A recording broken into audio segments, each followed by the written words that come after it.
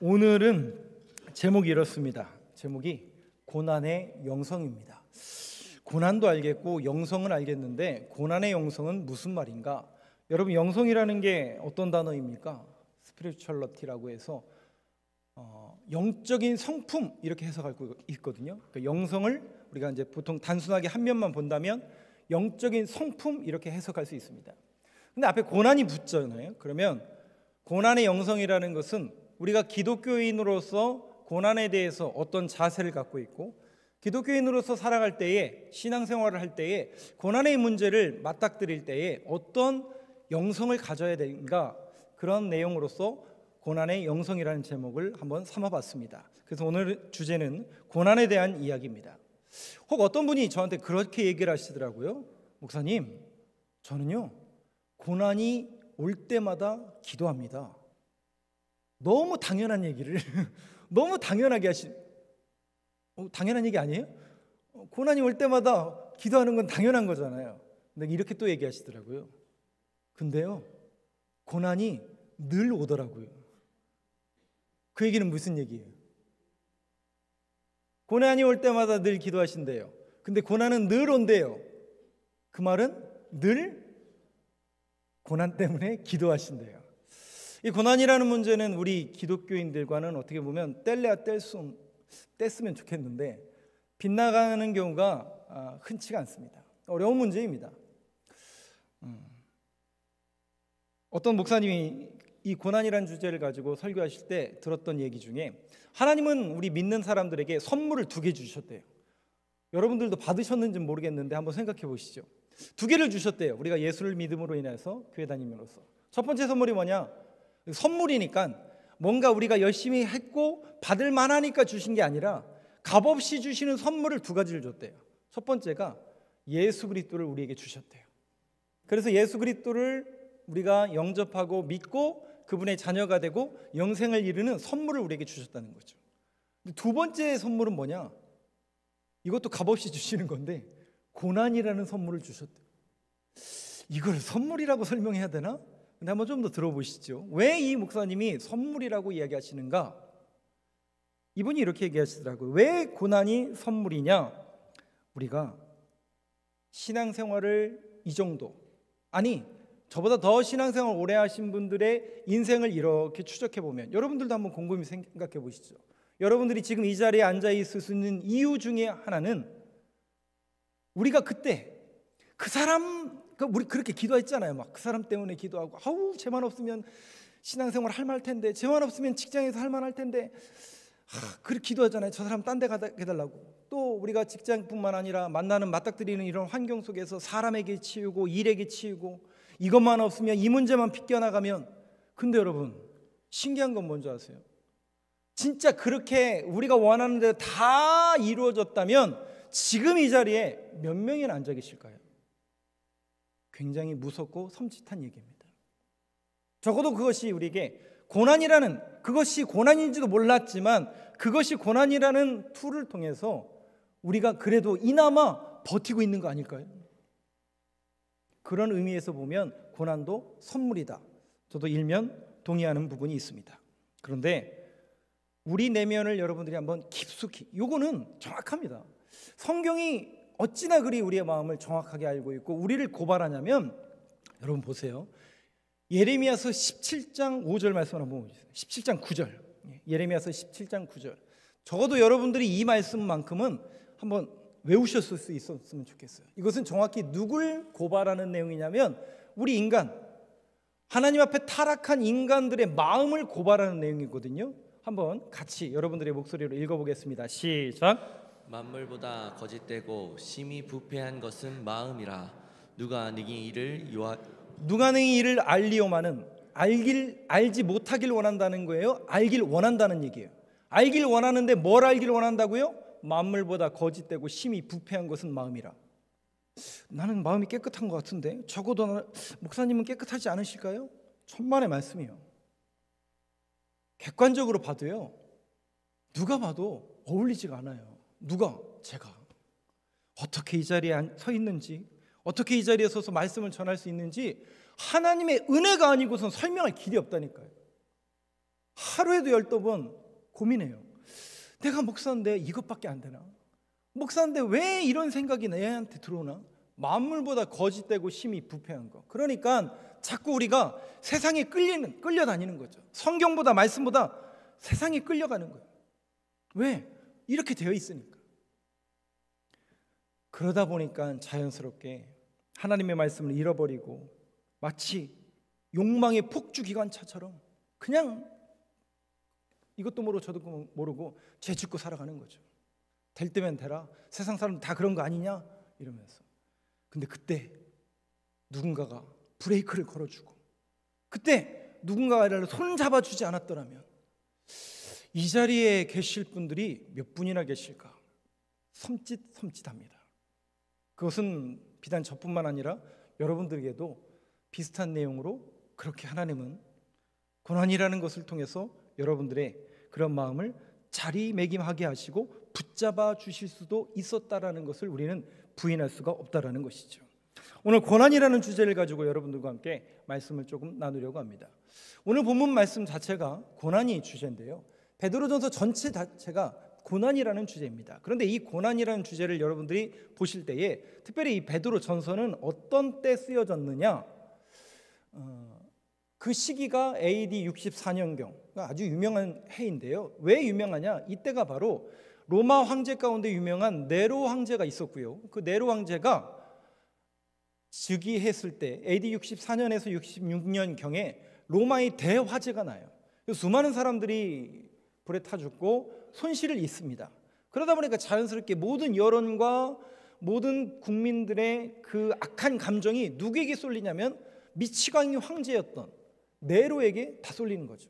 그래서 그 여론을 뒤집고 다른 데 솟아내기 위해서 그 당시 로마와 유대인들과 모든 사람들의 지탄의 대상 중에 하나였던 기독교인들에게 누명을 씌워서 매일같이 기독교인들을 잡아들이고 콜로세움에 세워서 원형 경기장에 사자밥이 되게 하고 십자가에다가 불에 태워 죽이면서 희낙낙하면서, 문헌에 의하면요, 주말마다 기독교인들을 콜로세움에서 태워 죽이는데요, 사람이 타는 냄새 때문에 못 살겠다라고 아우성치는 그런 내용들이 실질적으로 지금까지 기록으로 남았을 정도로 그 수많은 사람들이 기독교인들 가운데 박해를 받았습니다.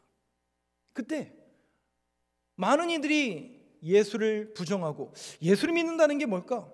예수 믿어서 복 받을 줄 알았는데 뭐 별거 없네, 그러면서 교회로 배교하며 나가는, 신앙을 버리는 이들이 많았다는 얘기죠. 그러다 보니 그들에게 격려하고 응원하고 하나님의 말씀을 다시 한번 심어주기 위한 의도로서 베드로전서를 쓰게 됩니다. 그러니까 고난이라는 이 주제는, 첫 번째, 이 고난, 교회 안에서 고난이라고 할 때는 고난이 우리가 잘못하고 실수하는 거 있죠, 그거에 의한 인과로 인해서 발생하는 것을 우리는 교회 안에서 고난이라고 얘기하지 않습니다. 그건 실수에 대한 책임이죠. 그런데 고난이라는 얘기를 이야기할 때는 마치 이 베드로전서가 쓰여진 배경처럼 예수 믿다가 받는 손해, 예수 믿음으로 인해서, 교회 다님으로 인해서, 신앙생활함으로 인해서 우리에게 오는 불이익, 교회는 맨날 왜 저러냐, 교회만 소망이냐, 너네만 너무 유일신을 추구하는 거 아니냐, 이런 소리 우리 많이 듣잖아요. 그런 불이익과 손가락질을 당하고 있는 그 그리스도인들에게 격려와 위로와 힘을 주기 위해서 쓴 메시지라는 거죠. 근데 이 메시지를 듣다 보면 한 가지 이렇게 생각할 수 있어요. 목사님, 실질적으로 지금 이 베드로 전서는 지금 우리 읽으라고 쓴 책이 아니라 지금으로부터 2000년 전에 그 네로 황제 시대 때 박해받았던 그 그리스도인들을 읽으라고 쓴 책 아닙니까? 지금이 무슨 박해 시대입니까, 목사님? 이 박해라는 거는 저 지금 북한의 지하교회나 저 중국의 지하교회, 저 이슬람권에서 어렵게 신앙생활하고 어렵게 선교하는 그분들에게 해당되는 말씀 아니겠습니까? 오늘날 우리 자유 대한민국에서 어떤 이런 일이 벌어집니까? 틀린 말은 아닌 것 같죠? 근데 한번 곰곰이 한번 생각해 보시죠. 그럼 오늘날은 우리가 핍박이 없고 오늘날은 우리가 신앙생활하면서 박해가 없느냐? 그래서 한 목사님이 설교 속에서 이런 얘기를 하시더라고요. 왜 그걸 우리가 못 느끼고 있느냐? 둘 중에 하나래요. 신앙적으로 내가 무감각해져 있거나 아니면 세상과 짝하여 잘 섞여 살고 있기 때문이래요. 다시요. 신앙적으로 무감각하거나, 두 번째는 세상과 짝하여 잘 섞여 살기 때문에 그것도 모르고 살아간다라는 것이죠. 제가 오늘 이 설교, 이 고난이라는 주제를 가지고 여러분들한테 설교를 준비하여 이 단에 서기까지 제가 이 자리에 오르기까지 쉬웠을까요? 어려웠을까요? 혹 이렇게 얘기할 수 있죠. 저도 실질적으로 이 얘기 몇 번 들었어요. 목사님, 1년 동안 목사님 열심히 이렇게 목회하신 것은 감사한데, 목사님, 말씀으로 바로 서는 것도 좋고 진리를 선택해서 사는 것도 좋고, 고난, 그렇습니다. 고난, 기독교인으로 고난 받는 거 어렵지만 고난 좋습니다. 좀 목사님 단위에서 위로가 되는 메시지 좀 전해주시고, 뭔가 그래도 우리가 신앙인으로 잘 되는 뭔가 축복의 메시지를 좀 많이 해주시면 감사하겠습니다. 많이 들었어요. 저도 이해를 합니다. 다 이해를 합니다. 근데 여러분, 우리가 잊지 말아야 될 게 있다면, 과연 그것이 제가 나중에 객관적인 지표로 보여드릴 수는 없지만, 과연 그런 부분에 있어서 제가 아직까지 생각하고 있는 부분도 있고, 그걸 다 여러분들에게 이 단위에서 다 말씀드릴 수 없지만, 아마 이 자리에도 지금 신앙인이라는 이유만으로 세상에서 손가락질을 받고 있고, 또 그런 분들은요 드러내지도 않아요. 왜냐? 제가 여러분들한테 강력하게 이 연사 발언하는 것만, 이거 제 개인적인 얘기예요. 설교가 아니라 이건 제 개인적인 얘기예요. 이 자리에도 진짜 그리스도인이 있기 때문에 그래요. 근데 그 진짜 그리스도인들은요 소리가 안 나요. 있는 듯 없는 듯, 제가 고난을 받고 있는지도 안 받고 있는지도 모른다니까요. 왜? 오늘 한 말씀을 한번 곰곰이 들어보세요. 진짜 그리스도인이 어떤 모습인가? 이 고난이라는 주제는 우리 그리스도인들에게, 죄송해요, 제가 유튜브를 열심히 찾아봤어요, 이 한 주 동안. 그러면서 이 고난이라는 베드로전서를 통해서 고난에 대해 설교하는 목사님을 찾아봤더니 손에 꼽을 정도더군요. 뭔가 우리가 고난이라는 문제보다는 역시 우리 한국 성도님들은 축복의 메시지를 더 좋아하시는 것, 부정할 수 없는 사실 아닙니까? 여러분들도 마찬가지고. 저는 안 그렇겠어요? 저는 여러분이 이 단위에 설 때 여러분들한테 신앙생활 잘 하십시오, 우리 복 받으십시오, 예수 잘 믿어서 잘 됩시다, 이게 정상 아니에요? 이게 정상적인 목사 아니에요? 근데 여러분, 우리가 신앙생활이라는 게 단편적으로 일률적으로 예수 믿고 잘 되는 것만 신앙생활이다 라고 선을 그어서 얘기할 수 없는 거거든요. 아니라는 얘기가 아니에요. 그것도 필요하지만 우리의 신앙생활에서 더 많이 부탁드리고, 아니 실질적으로 팩트잖아요. 이게 여러분들이 신앙생활하면서 부딪히는 그 부분들이 있잖아요. 사람과의 관계, 예수 믿는다는 이유만으로 많이 헐뜯고 조롱당하고, 교회는 이러냐, 그러니까 우리 인터넷도 안 보고 검색도 안 하고 이렇게 되는 거 아니에요? 그러니까 이것도 싫고 저것도 싫고 다 포기하게 버리는.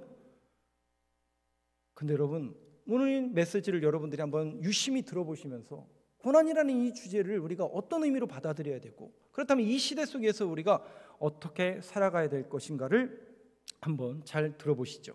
12절 한번 보시죠. 제가 베드로전서 12절부터 19절까지는 세 절만 말씀을 드리고 또 몇 가지 말씀을 드리려고 하는데요, 아주 중요한 메시지입니다. 12절 한번 같이 읽겠습니다. 시작. 불시험을 이상한 일 당한 것 같이 이상히 여기지 말고. 보세요. 사랑하는 자들아, 너희를 연단하려고, 우리를 훈련하려고 오는 불시험, 그 시험들을, 그 고난을 이상한 일 당하는 것 같이 이상히 여기지 말고. 여기 이상히 여기지 말라는 것은 놀라지 말라는 거예요.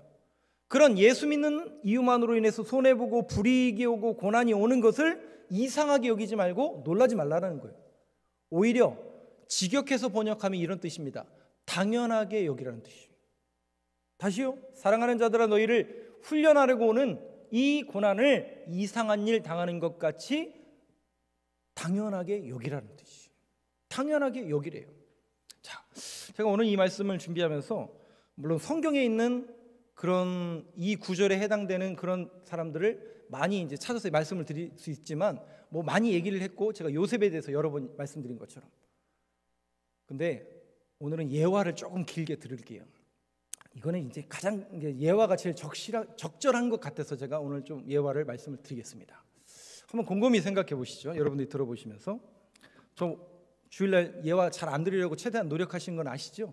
근데 오늘은 조금 이게, 왜냐하면 제가 인생을 여러분들보다 그래도 덜 살았잖아요. 그러니까 그렇게 생각할 수 있잖아요. 목사님 아직 인생을 덜 살았구만. 목사님 조금 더 살아보시면 그때서나 이해가 될 겁니다. 그런 소리가 혹시 들릴 수 있을까 봐 제가 제 개인적인 얘기보다는 하나의 선 굵은 예화를 여러분들에게 말씀을 드리려고 합니다. 이것은 출처가 불분명해요. 왜냐? 지금은 이 얘기가 없어요. 이 얘기가 어떤 목사님들의 입에서 가끔 나오는데 이게 뒤죽박죽이 돼버렸어요. 왜냐하면 지금으로부터 한참 전에 제가 라디오에서 적은 내용인데 정확하게 이 출처는 어디서 밝힐 수는 없지만 제가 한 20여 년 전에 라디오에서 들은 그 사연을 제가 적어놓은 글입니다. 아마도 이 사연의 주인공은 1990년대 초반에 미국에서 건너가서 그때 한참 LA 폭동이 있었고 좀 어려운 시기 속에서 세워졌던 한 장로님에 대한 이야기입니다. 90년대 초반에 이제 한인들이 많이 미국으로 건너가서 이렇게 특별히 이제 장사를 많이 했는데 세탁소를 많이 운영하셨잖아요. 자, 그 세탁소에 운영하시는 장로님이 주인공인데 그 교회에 그 장로님이 다니시는 교회가 한 40명에서 50명 한인들이 모이는, 그러니까 그 정도의 한인들이 이렇게 모이기 때문에 자체적으로 이렇게 자립이 이렇게 되는 그런 교회였던 것 같아요. 근데 이제 교회가 조금 더 커지니까 이제 교회를 이제 이전해야 되고 이제 기물을 옮겨야 되는 그런 상황이 연출된 것 같아요. 자연스럽게 교회를 이전하고 그렇게 커져가는 것들을 채우려면 뭐가 필요해요? 뭐니 해도 당연히 그게 돈이 필요하죠. 근데 이제 차일피일 미루다가 좀 경제적인 문제가 막 어려워진 거죠. 그러니까 목사님이 이제 교인들한테 말씀을 계속 하시면서 이 문제를 해결하기 위해서 같이 기도해달라, 또 이렇게 헌금을 조금 강요하시는 설교를 많이 하셨겠죠. 그러던 이제 기간은 계속 다가오고 어쩔 수 없이 이제 주일날 목사님이 막 얘기한 거죠. 이 연사 헌금을 하셔야 됩니다. 우리 안 되면 이제 문 닫습니다. 막 이렇게. 근데 이제 그 교회 그 오늘 말씀의 주인공인 그 장로님이 그 교회 이제 심무하시는 장로님이셨는데 마음에 이제 무거운 책임감을 느낀 거예요. 그래서 내가 우리 교회 장로고 내가 뭘 해야 될까 고민하다가 목사님이 그렇게 핏대를 높여서 그렇게 하시는 거 보고 결단을 한 거예요. 결심을. 그래서 세탁소 보증금을 빼서 목사님을 다 갖다 드린 거예요. 그 금액이 적은 금액이 아니라 굉장히 큰 금액이에요. 그러니까 그 문제가 이제 해결이 됐죠. 근데 이제 목사님이 당연히 뭐 하나님의 은혜입니다 이렇게 얘기하지 않겠죠. 이 숫자가 크기 때문에 그 목사님도 이거는 뭐 보니까 딱 알잖아요. 그 모든 사정을 딱 보면 알니까 이게 지금 무슨 돈인지 알잖아요. 목사님도. 그래서 이거는 못 받습니다 뭐 이렇게 했겠죠. 근데 이제 받으신 거예요. 자, 이렇게 목사님한테 또 교회와 하나님 나라 위해서 이 결단을 드렸어요. 그러면 다음 주부터 무슨 일이 벌어져야 되죠? 세탁소를 운영하시니까 세상에 놀라운 일이 벌어지죠. 안 오던 손님들이 갑자기 오게 되고, 발견되지 않던 호주머니 같은 데서 막 금반지 뭐 이런 게 발견되고, 이러면 얼마나 좋겠어요, 그죠? 그래가지고 와, 하나님 앞에 이렇게 헌신하고 바쳤더니 하나님께서 갑절의 은혜를 주시는구나 라고 해야 간증거리가 될 텐데, 사실은 정반대인 거예요. 여러분, 이거 실존의 문제잖아요. 그러니 그 보증금을 빼서 줬으니 잘 운영이 돼야 될 텐데 세상에 놀라운 일이 벌어지죠. 더 안 되는 거예요. 안 되는 거예요. 그러니 어떻게 해요? 세탁소를 줄일 수밖에 없죠. 그럼 자연스럽게 가정도 줄일 수밖에 없는 거죠. 그렇게 어렵게 장로님이 살아갈 수밖에 없었어요. 그리고 시간이 20년이라는 시간이 흘러요. 그리고 그 교회를 심무하던 목사님이 이제 은퇴를 앞두고 있었습니다. 그래서 이 목사님이 그 20년 전에 그 은혜를 기억하면서 장로님을 불러서 식사 대접을 해주는 거예요. 장로님, 그때 장로님이 그렇게 안 도와주셨으면 저 이 자리에 없었을 겁니다. 너무나 감사합니다 라면서 장로님에게 이렇게 감사 인사를 드렸죠. 그랬더니 이 장로님이 얘기하시는 거예요. 목사님, 모든 것이 하나님의 은혜였습니다. 근데요, 저 너무 힘들었습니다. 이 얘기를 비로소 그때 하시는 거예요. 그러면서 사연을 들어보니까 이래요. 그러고 이제 보증금을 드리고 왔는데 장사가 더 잘 될 줄 알았는데 안 되더라는 거예요. 그러니 그때부터 뭐가 시작되냐면 아내의 바가지가 시작되는 거예요. 아니, 장로는 당신이 장로인지 내가 장로냐? 왜 나랑 상의도 없이 그렇게, 당신은 뭐 하나님 나라를 위해서 세운다지만 우리 애들은 어떡하고 우리 가정은 어떡하고, 이렇게 된 거죠. 근데 이제 장로님이 이제 아내를 설득을 했겠죠. 그래도 우리가 믿음으로 아직은 젊으니까 여기서 더 열심히 사역하고 더 열심히 일해서 그래도 채워갑시다. 그래서 우여곡절 끝에 아내는 설득을 했다는 거예요. 아내는 설득한 것까지는 좋은데 도저히 안 되는 게 하나 있더라는 거예요. 뭘까요 혹시 여러분? 애들이 설득이 안 되는 거예요. 아들 두 녀석이 있는데 이제 사춘기를 막 지나는 하이스쿨, 고등학생 또 이제 대학교를 막 들어가는 그 또래인 거예요. 얘네들을 설득을 못 시키고 있다는 거예요. 목사님, 얘네들이 시험 들어가지고요. 그러니까 이 사춘기잖아요. 그러니까 이런 거죠. 그냥 왜 우리 아버지는, 우리 어머니는 이렇게 열심히 미국 사회에서 정말 손이 발이 밀도록 열심히 일하시는데, 그것도 하나님 나라 위해서 이렇게 헌금 하셨는데 하나님께서 갑절의 복을 주시는 게 아니라 더 공고해지고 더 어려워서 세탁소를 줄이고 집을 이사 가야 되고, 왜 이런 환경을 하나님께서 허락해 주시는지 도저히 이해가 안 되겠다는 거죠. 그러니까 그 사춘기 아이들이 어떻게 하는 거예요? 신앙을 포기하는 거예요. 포기하는 거예요. 이 목사님이, 이 장로님이 아내는 설득시켰는데 아이들을 설득시킬 방법이 없더라는 거예요. 그래서 정말 무식하면 그렇다고 그냥 말 그대로 기도만 하기 시작하신 거예요. 근데 기도만 했겠습니까? 그분이 한 가지 하신 게 있어요. 그게 뭘 하셨냐면 신앙의 자세와 태도를 절대 흔들리지 않는 모습을 보였어요. 어려워져도 똑같이 신앙생활을 하신 거예요. 남에게 자신이 지금 연약해졌고 고난의 현장이라는 것을 보여주지 않으려고. 그것이 우리가 가정에서는 어렵잖아요. 감추기, 아내에게 감추기 어렵고 자녀들에게 감추기 어렵잖아요. 신앙에 흐트러질 수도 있고. 근데 아이들은 누구의 등을 보면 잘한다고요? 부모의 등을 보면 잘하게 돼 있거든요. 그러니까 이 장로님이 집에 가서도 똑같이 신앙생활을 더 열심히 하고 더 말씀 보고 하나님의 말씀대로 살아가려고 노력하는 모습을 보이는 거예요. 근데 손은 이제 피눈물 나죠. 아내와 그 얼마나 어렵겠습니까? 그렇게 시간은 흘러간 거예요. 그랬더니 이 아들들이 나중에 대학을 졸업하고 사회에 나갔는데 보여지는 사람들이 누가 보여지냐면 아버지와 같은 사람들이 보이더라는 거예요. 근데 이 아버지와 같은 사람들은 어떤 사람들이냐? 조용한 사람들. 이 사람들은 고민도 없는 것 같고 이 사람들은 뭐 하는 사람들인지 라고 여길 정도로 그냥 조용하고 고요한 사람들이에요. 이 사람들은 도대체 뭐 어떤 인간들이지? 어떤 사람들인지 봤더니 아버지처럼 신앙의 그 길을 묵묵히 걸어가는 사람들이라는 거예요. 반드시 그 고난과 그 어려움 속에서도 하나님의 말씀을 붙들고 살아가는 사람들이, 환경과 주어진 것은 별 볼 일 없지만 그래도 그 안에서 신앙을 지키기 위해서 몸부림치는 사람들이 있다라는 사실을 이 친구들이 확인하기 시작한 거예요. 그러니까 이 친구들이 신앙을 포기할 수 있었을까요? 그래도 붙들었을까요? 그래서 그때 이 목사님한테 얘기하는 겁니다. 이 모든 것이 왜 하나님의 은혜냐? 겉으로 볼 때는 갑절의 축복이 없는 것처럼 보일지 모르지만 적어도 우리 아이들이, 우리 자녀들이 신앙을 포기하지 않은 것, 이것은 하나님의 은혜입니다라고 고백하는 이 예화를 제가 메모해 놓은 적이 있습니다.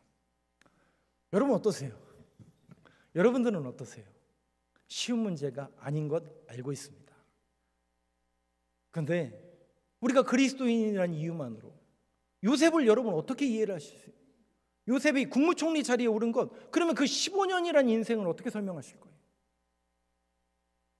형들에게 인신매매를 당하고 말 하나 통하지 않고 예수 믿는 사람 한 명도 없는 그 애굽에 끌려간 그 어린 15, 17살의 요셉은 어떻게 설명하실 거예요? 근데 그 와중에 잘 되는 줄 알았잖아요. 그런데 아내가, 보디발의 아내가 유혹을 하죠. 그 보디발의 아내나 요셉이나 한참 혈기가 20살이니까 한번 눈 딱 감고 다른 사람들하고 똑같이 그냥 한번 동침하면 조금 더 높은 위치에 오를 수도 있어요. 그러나 요셉은 뭐라고 성경에 고백합니까? 하나님이 보고 계신데 내가 어찌 득죄하리요. 여러분 세상에 보세요. 이런 사람들이 반드시 있다니까요. 근데 그 결과가 뭐예요? 감옥에 가잖아요. 이걸 여러분 어떻게 설명하실 거냐고요. 왜 하나님께서 이 고난으로 그들을 몰아가시는가? 그래서 오늘 12절에는 그것을 당연한 것으로 여기래요. 거기다가 차라리 이 정도만 제가 설교했으면 좋겠어요. 근데 13절 한번 보여주시죠. 같이 한번 읽어보겠습니다. 시작. 오히려 너희가 그리스도의 고난에 참여하는 것으로 즐거워하라. 이는 그의 영광을 나타내실 때에 너희로 즐거워하고 기뻐하게 하려 함이라. 이 사람들은 어떻게 해야 돼? 아니 당연한 것으로 여기는 것까지 좋다 이거예요. 세상에 오히려 너희가 그리스도의 고난에 참여하는 것으로 뭐 하라고요? 아니 고난에 참여하는 게 뭐가 즐거운데 즐거워하라는 거예요. 거기다가 이는 그의 영광을 나타내실 때에 너희로 즐거워하고 기뻐하게 하려 함이라. 어떻게 우리가 고난 속에 있는데 기뻐할 수가 있는 거죠? 여러분 이 메시지를 한번 잘 보시고 유념해서 말씀을 한번 들어보시죠. 이 고난의 영성이라는 게, 고난의 신비라는 게 바로 여기에 있습니다. 오히려 너희가 그리스도의 고난에 참여하는 것으로 즐거워하라. 이는 그의 영광을 나타내실 때. 그의 영광을 나타내실 때. 그래서 저는 저 메시지 때문에 항상 두려운 마음이 있어요. 여러분들은 두려운 마음 없으신가요? 그의 영광을 나타내실 때가 언제입니까? 하나님 앞에 맞닥뜨렸을 때. 우리는 구원 받겠죠. 그래서 하나님 앞에 서겠죠. 여러분 면목 없는 구원. 너 뭐하다 왔니 기호야? 너 목사였는데 너 뭐하다 왔니? 라고 얘기했을 때, 제가 직무유기를 한다든지 올바른 신앙생활을 못했을 때 하나님 앞에 면목 없는 구원 받기 싫어서 저는 그의 영광을 나타내실 때 항상 내가 종말론적으로 하나님 앞에 서야 될 텐데 그때 내가 뭐라고 얘기할까? 늘 그 문제에 대해서 고민하고 있습니다. 그런데 그 정도의 이야기가 아니에요. 여기 참여라는 거 있잖아요. 고난의 참여. 이 참여라는 단어를 두 가지로 해석할 수 있어요. 첫 번째는 동참이에요. 동참. 뭐라고요? 동참. 고난에 동참한다라는 거예요. 고난에 동참한다는 거. 그럼 이게 고난에 동참한다라는 게 어떻게 즐겁고 기쁜 것까지 이어질 수가 있는가? 이런 의미입니다. 여러분들이 혹시 기회가 되신다면 영화 사일런스라는 영화를 한번 보세요. 이게 OCN인가에서 가끔 한다고 그래요. 이게 사일런스라고 이제 네이버에 검색해 보면 공포 영화가 더 많이 나오는데, 그러니까 이제 제목은 사일런스인데 어떤 내용이냐면 거기 부제가 달려 있어요. 고난. 예수님은 왜 침묵하십니까? 이게 부제예요. 고난 속에 왜 예수님은 침묵하십니까? 이게 부제예요. 그게 무슨 영화냐면 일본의 나가사키에 26명의 그 십자가 밟기 사건으로 인해서 순교한 그 사람들을 기리는 영화인데, 그들에게 복음을 전한 한 포르투갈 사제에 대한 이야기예요. 근데 이 사제가 그러면 이제 복음을 전함으로 인해서 고난을 막 밟죠. 그러다가 그 영화장에 그 장면이 하나 나와요. 빗길에 막 도망가요. 그러다가 이제 넘어져. 남학신 신고 다니니까 일본에서 넘어지잖아요. 넘어졌으니 그 흙탕물에 뭐 옷도 젖고 얼굴은 만신창이가 됐을 거 아니에요? 근데 그때 그 빗물이 모여 있는 그 속에서 누구를 발견하는 줄 아세요? 뭘 발견해? 지 얼굴을 발견하죠. 지 얼굴이 거기 이렇게 나올 거 아니에요. 근데 그 얼굴의 모습이 어떤 모습이에요?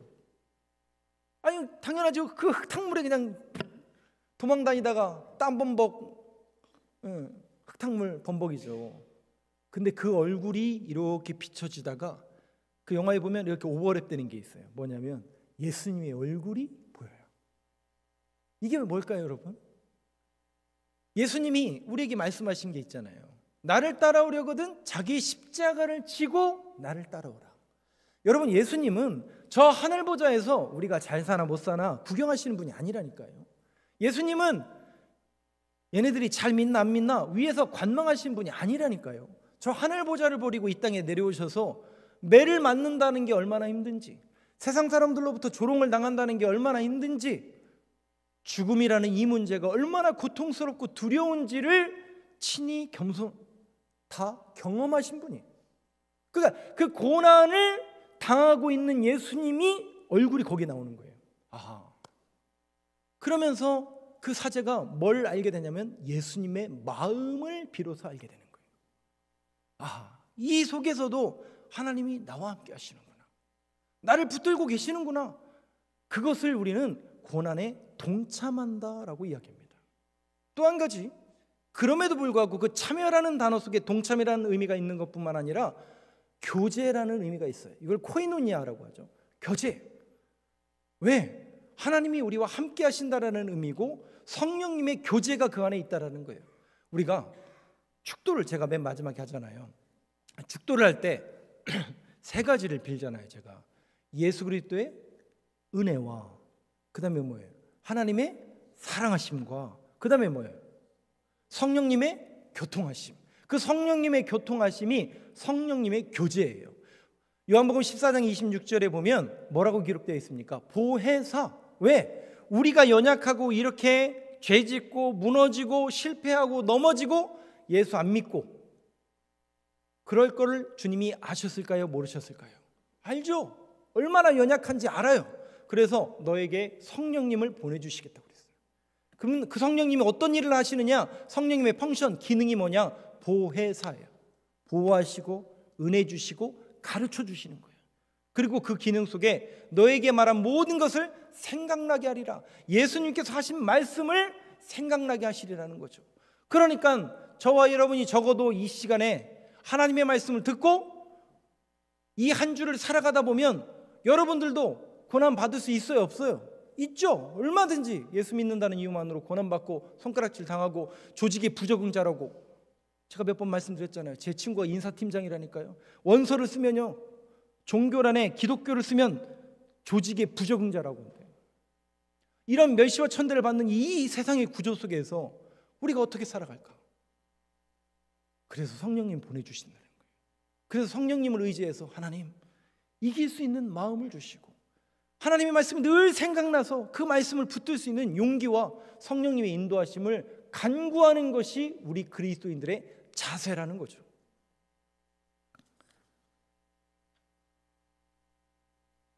그래서 이 고난이라는 문제를 어떤 목사님이 그럼 왜 우리를 그렇게 고난에 하나님께서 동참하게 하시는가?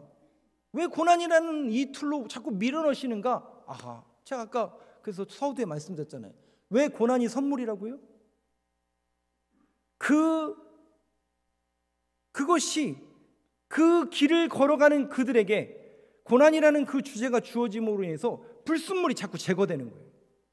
아, 내가 내 능력으로 내 힘으로 살아야지, 그렇게 또 살 수 있겠지. 그런데 여러분, 어디 예수 믿고 신앙생활하는데 다 그렇게 되던가요? 그래서 히브리서에서는 그 박해받는 그 기독교인들을 향해서 히브리 기자는 오늘 이 메시지를 주는 겁니다. 히브리서 12장 2절 말씀 한번 띄워주시죠. 이 말씀 너무나 중요한 말씀이고 제가 늘 여러분들에게 암송해서 들려드리는 말씀이죠. 한번 한 목소리로 같이 읽겠습니다. 시작. 믿음의 주요 또 온전하게 하신 이인 예수를 바라보자. 그는 그 앞에 있는 기쁨을 위하여 십자가를 참으사 부끄러움을 개의치 아니하시더니 하나님 보좌 우편에 앉으셨느니라. 이거밖에 없어요. 이거밖에 없어요. 믿음의 주여 온전케 하시는 이인 예수를 바라보는 것밖에 없어요. 고난의 현장에 우리가 맞닥뜨릴 수 있다니까요. 우리는 알든 모르든 간에 어려움 속에 속해 있을 수 있다니까요. 그런데 여러분들이 여기에서 시선이 딱, 그래서 여기 히브리 기자가 이렇게 얘기하는 거예요. 믿음의 주여 온전케 하시는 이 예수를 바라보자. 아, 예수님을 쳐다봐야 되는구나. 목사님 안 보이는데요? 안 보인다고 해서 안 계신 게 아니라 하나님 살아계시고 역사하시는데, 바라보자라는 이 의미가 영어 성경에 보면 픽스 온으로 되어 있다고요. 그게 무슨 뜻이에요? 배가 항구에 정박을 하면 뭐를 내려요? 닻을 내리잖아요. 닻을 내린다는 걸 뭐라고 그래요? 고정시키는 거. 픽스 온이 고정시키다. 그러니까 믿음의 주여 온전케 하시는 이 예수님께 뭐 하는 거예요? 우리의 믿음과 시선을 고정시키는 거예요. 여기에서 여러분 벗어나고 이렇게 되면 여지없이 세상의 마음이 들어요. 그래서 베드로전서에도 마귀에게 틈을 주지 말라는 게 그런 의미예요. 우리가 고정되지 못하고 시선이 흔들리면 자꾸 세상께 돌아가서 이게 옳은 건가? 여기가 그른 건가? 이게 맞는 줄 알고 자꾸 거기에 일희일비하죠. 우리 신앙이. 그러니까 널뛰게 하는 거죠. 좋았을 때는 막 했다가 안 될 때는 확 떨어지고. 근데 여러분, 진짜 그리스도인들은 저 길을 걸어가는 거예요. 그래서 그 옛날 광고 카피가 있잖아요. 진짜는 소리가 나요, 안 나요? 안 난다니까요. 그럼 저 사람이 고난을 받고 있는지 통 모르겠다니까요. 근데 묵묵히 그 길을 가더라고요. 이 자리에도 그런 분들이 있다니까요, 여러분. 반드시 있습니다. 근데 저 사람 신앙생활 별로, 저 사람 믿음이 있는 건가? 아니요. 천만의 말씀이에요. 하나님 나라에 대한 확실한 선택, 믿음의 고백, 그리고 말씀 주신 거 마음에 새기며 묵묵히 가는 거예요. 그 길을. 새롭게 또 한 주가 시작됐는데 여러분 어떻게 사시겠어요? 여러분들에게 선택의 문제입니다. 아니, 선택의 문제가 아니라 저는 여러분들에게 권면의 말씀을 드리고 싶어요. 여러분, 이 한 주도 믿음의 주여 온전케 하시는 이인 예수님만 바라보는 한 주가 되길 간절히 소망합니다. 마지막 절 한번 보실까요? 19절 말씀. 오늘 본문의 마지막 절 같이 읽겠습니다. 시작. 가운데 그 영혼을 미쁘신 창조주께 의탁할지어다. 그러므로 하나님의 뜻대로 고난을 받는 자들은 또한 선을 행하는 가운데 그 영혼을 미쁘다라는 얘기, 신실하다, 믿을 만한 우리 하나님께 뭐 할지어다? 맡길지어다. 모든 문제를 주님께 맡기고 그 주님께 모든 시선을 고정시키는 이 한 주가 되길 간절히 소망합니다. 이 예화를 마지막으로 들을게요. 아까 그 십자가 밟기를 여러분들이 검색해 보시면 나오는데 그림을 일부러 안 보여드릴게요. 왜냐? 너무 처참하기 때문에 그래요. 근데 더 처참한 건 뭐냐면 그들이 십자가에서 죽은 다음에 그들의 시신을 토막냈어요. 혹시 왜 토막낸 줄 아세요? 왜 토막낸 줄 아세요? 그 토막을 낸 사람들이 예수를 믿었던 것 같아요. 왜냐하면 이 예수 믿고 죽은 사람들이 맨날 얘기했던 게 자기들은 부활할 거라고. 그럼 어떻게 해요? 그래서 몸을 토막낸 겁니다. 근데 여러분, 그 그림을 다 보시면 그 십자가에 달린 사람들의 얼굴이 해같이 밝아요. 기뻐한다니까요. 적어도 우리가 그러면 제가 이 말씀을 듣고 목숨을 걸면서 신앙생활을 하라. 여러분들이 믿음이 있고 신앙이 있고, 아니 이 한 주만큼이라도 오늘 주신 이 말씀만 붙들고 살아낼 수만 있다면, 그렇게 그것이 훈련이 되고 그것이 여러분들에게 늘 삶 속에 체질이 되는 그때까지 하나님은 기다리실 겁니다. 그러니 넉넉하게 우리에게 이음을 주시는 그 주님 바라보시면서 이 한 주도 묵묵히 신앙의 길을 영위하는 저와 여러분들의 모든 삶의 신앙의 길이 되길 간절히 소망합니다.